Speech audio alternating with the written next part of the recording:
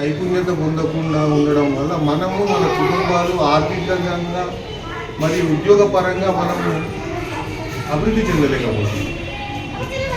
ఇది అందుకోసమే భారతదేశ ప్రభుత్వం మరియు తెలంగాణ రాష్ట్ర ప్రభుత్వము ఈ వికసిత భారత్ అనే ఉద్దేశంతో వృత్తి విద్యా నైపుణ్యాన్ని అంటే మనం చేసే ఎవరు ఏ వృత్తులు చేస్తున్నారో దాంట్లో నైపుణ్యత పొందించడం కోసం భారీ ఎత్తున ఈ కార్యక్రమాలను చేపట్టడం జరుగుతుంది.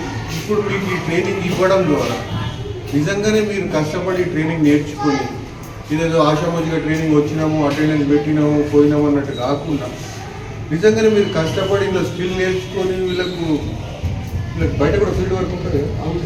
ఫీల్డ్ వర్క్ కూడా పోయి మీరు ప్రాక్టికల్గా చేసి చూసి రాని వాటిని నేర్చుకుంటే మీరు పూర్తిగా చేసుకుంటే సర్టిఫికేట్ అయితే అందరికీ వస్తాయి. కానీ వృత్తి నైపుణ్యత పొందుకుంటేనే మీరు ఏదైనా మీరు స్వావలంబన పొందగలరు. మీ ఉపాధిలో మీరు గర్వాన్ని ఆయన పిలిస్తే పని అవుతుందన్న మాట తీసుకొని రాగలరు. అలాంటి స్థితికి మీరు అందరు చేరుకున్నారు.